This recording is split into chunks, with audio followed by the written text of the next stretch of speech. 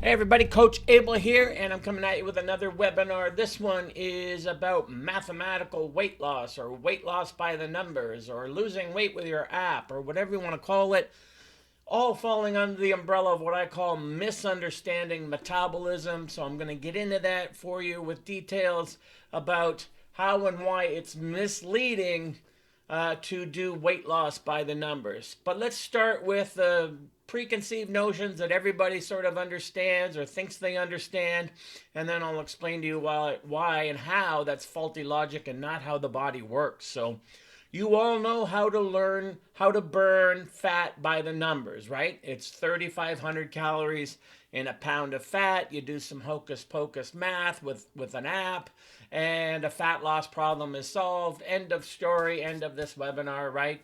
3,500 calories in a pound of fat. So you eat 500 calories less than you need 7 days a week, and that's 3,500 calories, and lo and behold, you lose a pound of fat. And that's the end of the story, right? That's how most of the apps work. I've even way back in the day advocated that kind of stuff myself because I was buying into all the formulas that were out there before I understood how metabolism works. So this isn't how metabolism works. So why does this insanity continue to leave imprints on people's minds to the point where you think that weight loss is both linear and a mathematical process? Because it is not. And then that further leads to more problems where that if there is a weight loss plateau, then oh my goodness, something is wrong.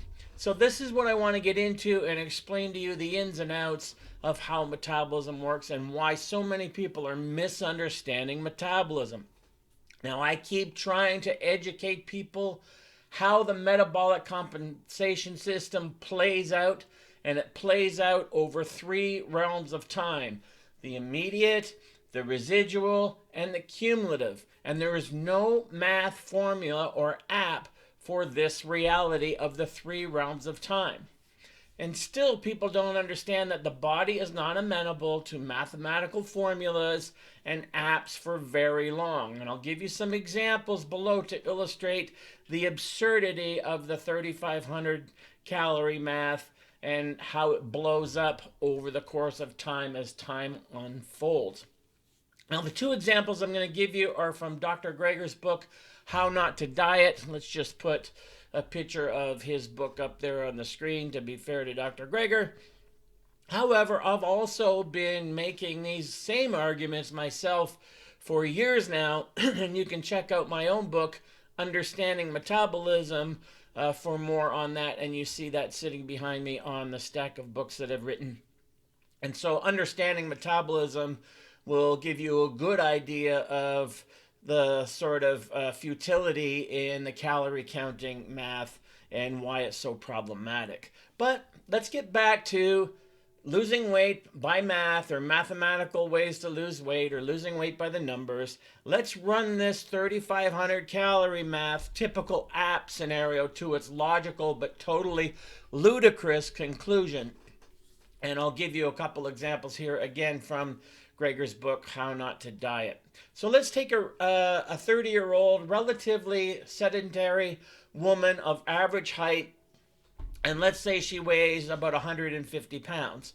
Now, we're already not factoring in elements that affect metabolism, like gender, like age, like height. All those things influence metabolic rate on a profound level. But let's just remove that for the time being. We have a 30-year-old, relatively sedentary woman of average height who weighs 150 pounds. Now, according to the 3,500 calorie rule, if she cuts 500 calories from her daily diet, she'd lose a pound a week, or 52 pounds in a year. Sounds great. That's how most of these apps run.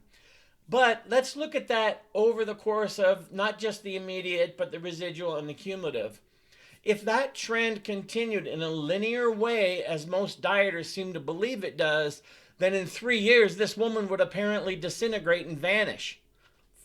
That's right. She would go from weighing 150 pounds at the start of the diet to weighing minus 6 pounds in 3 years if you follow the math in a linear way. So WTF, folks, what is going on? Obviously, that doesn't happen, but why don't people understand this? And this is what I want to get across to people, because if you follow the mathematical approach to weight loss and you think it's linear and formulaic, and then watch how it breaks down over time. Obviously, someone like that doesn't just disintegrate and disappear, but that's the linear math if you follow it to its logical conclusion. But if you understand metabolism in real terms and how the body compensates, then what's more likely to happen with that individual is in the first year, instead of losing 52 pounds based on linear math, maybe she loses 25 to 30 pounds or so. And even that is assuming that she is absolutely perfect with her diet all the time, which again, how likely is that? But then after that first year, she would lose less each year.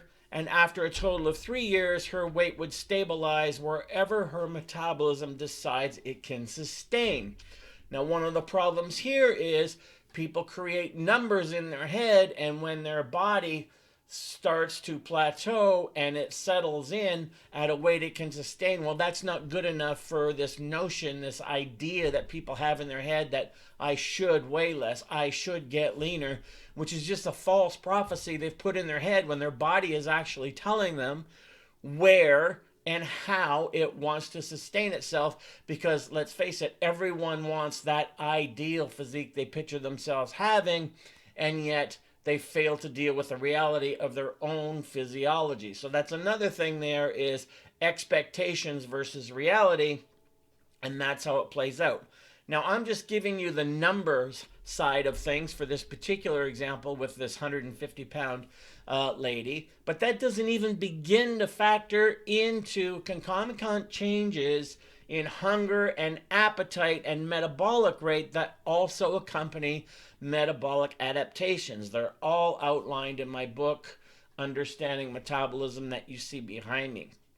And yet you the dieter, never factor these realities into your own weight loss goals and still continue to think that a weight loss stall is a problem, when it is in fact a predictable inevitability. Just like with the lady I just explained above, if she kept losing weight on the linear scale according to her math of losing weight, then she would disappear in 3 years. That's not how your body works, obviously. But people don't factor in these realities when it comes to their own weight loss goals. I've seen this my whole career. They understand what I'm talking about metabolism. They understand about weight loss plateaus until it happens to you, until it happens to them.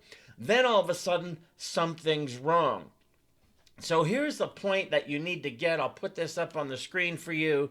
Weight loss is never a continual linear proposition. The body adapts. That's what the metabolic compensation system is all about. That word, compensation. But wait, there's way more to this to consider here. So the basic upkeep and movement of thinner bodies also requires fewer calories. If that 150-pound lady loses 25 pounds and is now 125 pounds, then she needs fewer calories to support that weight. So as she loses weight by eating less, she also ends up needing less to sustain her lighter weight. And that will be true of you as well. And this is another reason why the 3,500 calorie rule can never take this into account and be effectively calculated. There's no way of calculating the qualitative nature of the adaptations and compensations that take place over the course of a diet undertaking. And that's where all the math tends to fall apart. So hopefully that's making sense to you. And I want to give you a flip side of that equation so you can see how ludicrous and nonsensical it all is on the other side of that equation. So let's look at another example of this numbers absurdity, weight by numbers. and go the other way. Let's look at weight gain rather than weight loss. So instead of a woman, let's take a 200-pound man, for instance, and he starts eating 500 more calories per day than his maintenance level. So that's like a couple donuts or some little extras throughout his day as well, combined, throughout the day instead of just like the 2 donuts or whatever. If you follow the 3,500 calories and a pound of fat rule then, and he's eating 500 extra calories per day, and you do the straight line linear math, then in 10 years that man's going to weigh more than 700 pounds. So get that through your head and understand how metabolism doesn't work.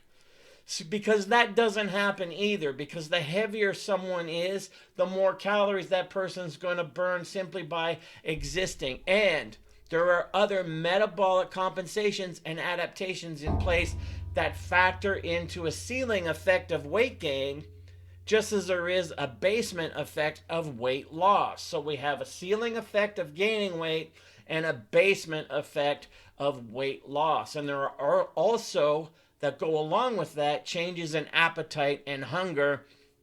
And we've seen this in overfeeding studies as well, where you try to get people to gain weight by overfeeding them. And what happens? Their appetite shuts down, their hunger shuts down. And this is just part of the natural part of the metabolic adaptations that take place either with overfeeding or underfeeding. Of course, with underfeeding, appetite and hunger rev up, and I'll get to that in a minute.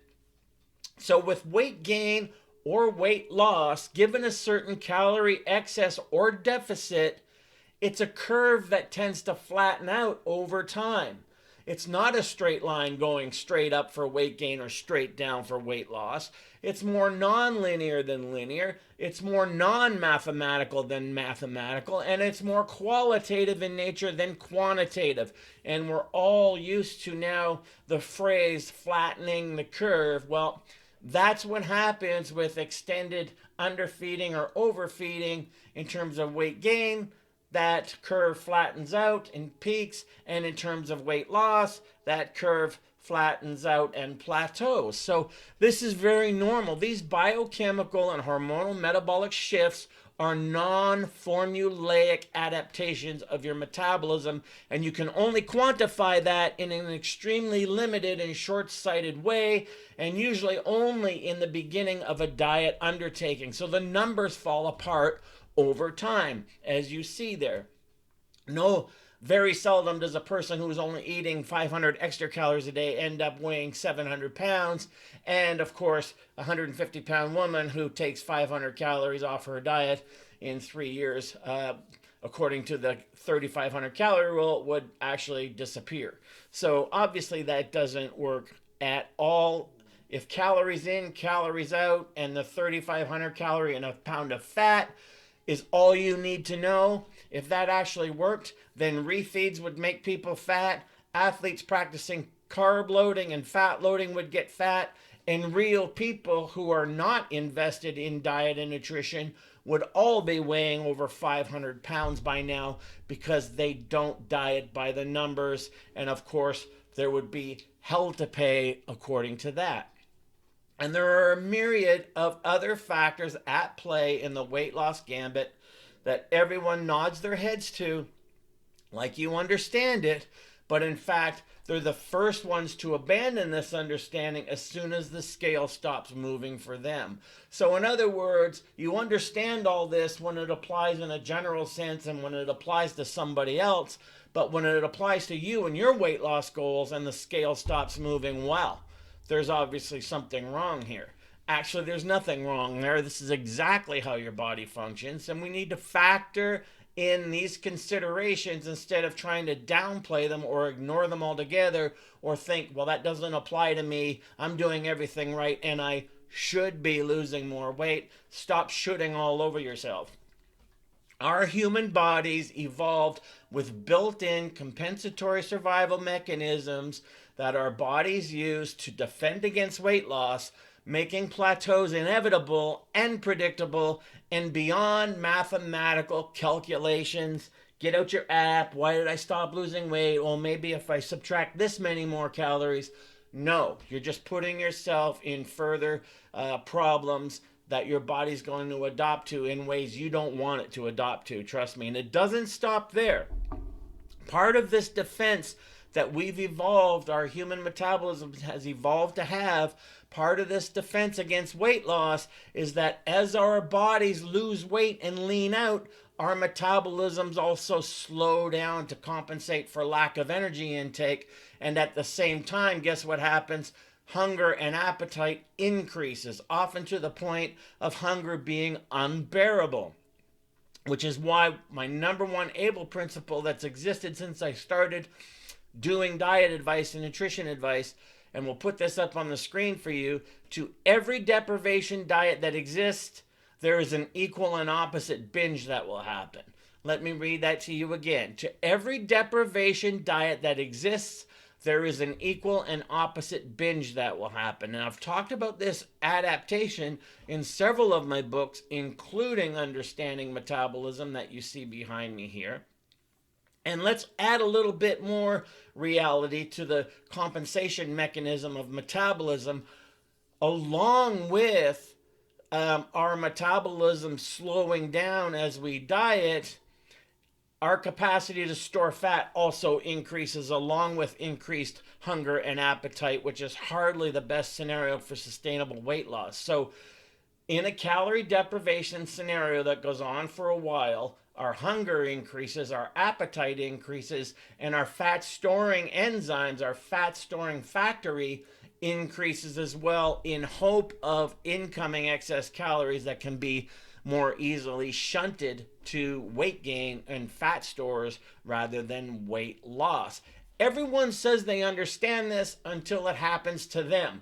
And then, of course, something's wrong, right? And I've even had clients over the years, as soon as their weight loss stalls, then that's when they quit the coaching because something's wrong. I should be losing weight.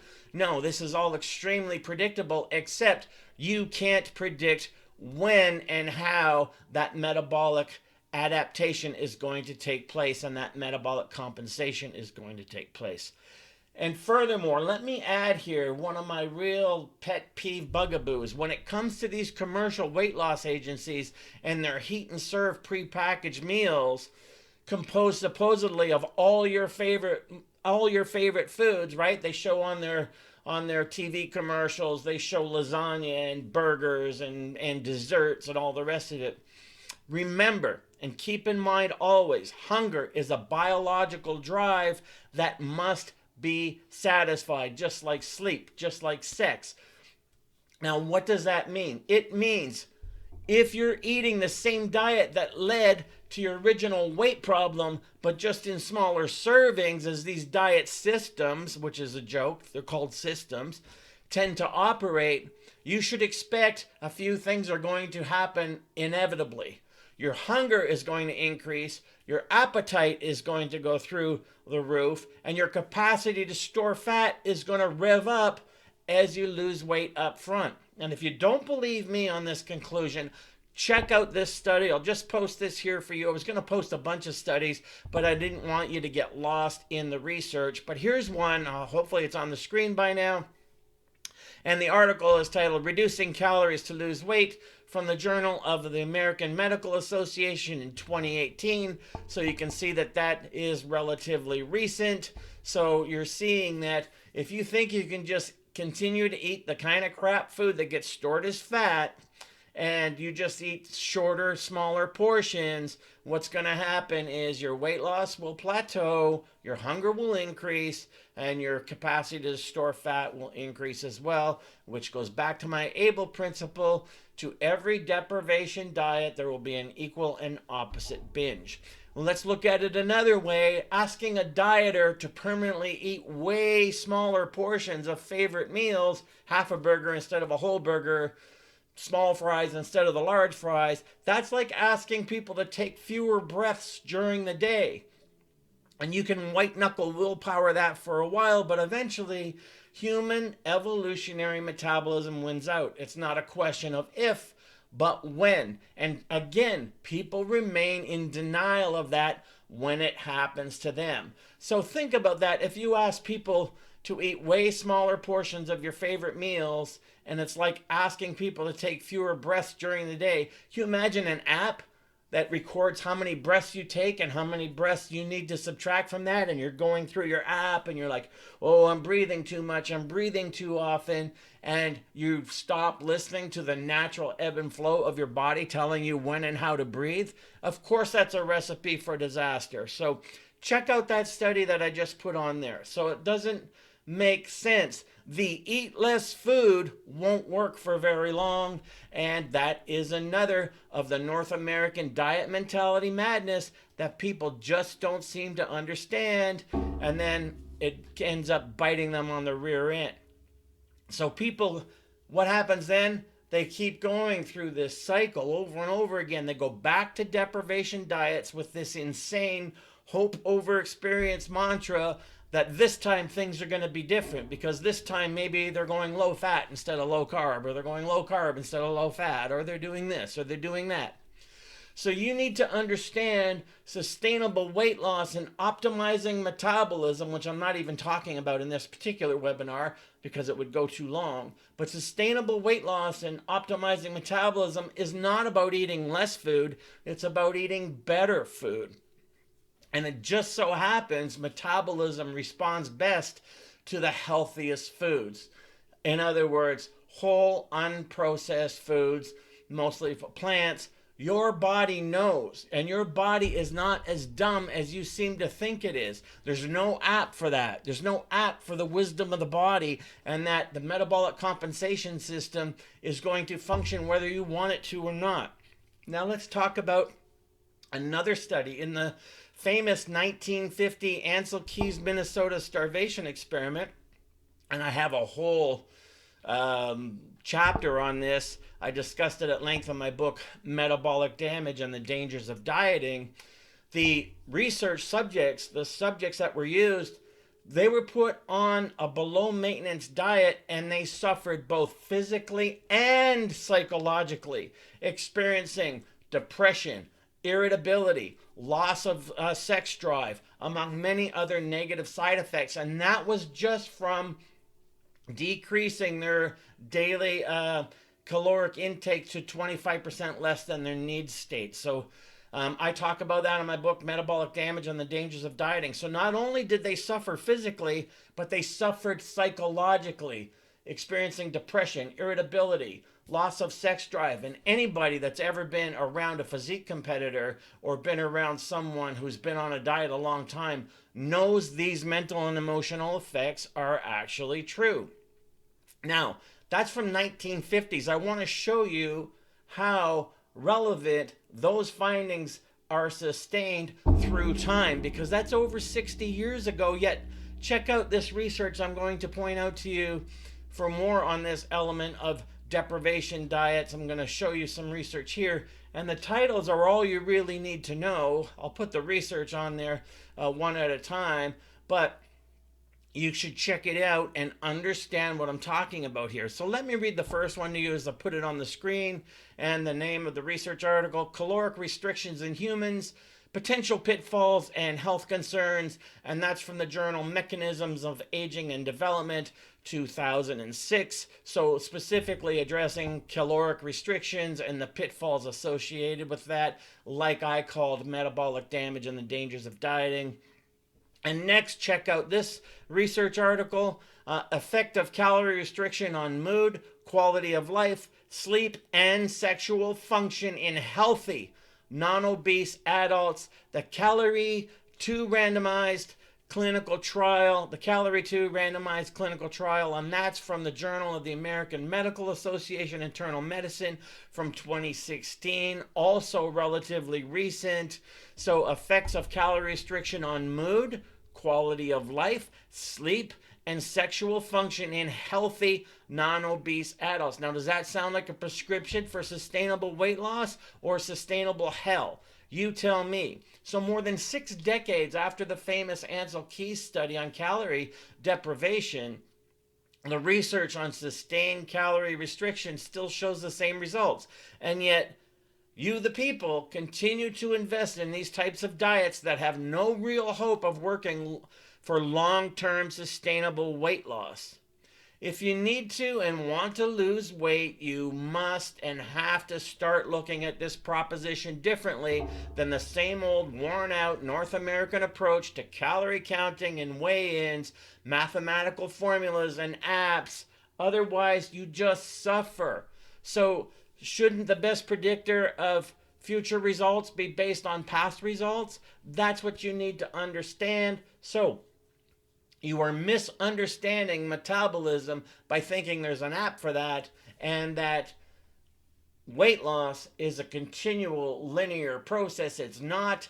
And everyone seems to say they understand that until it applies to their own case of weight loss.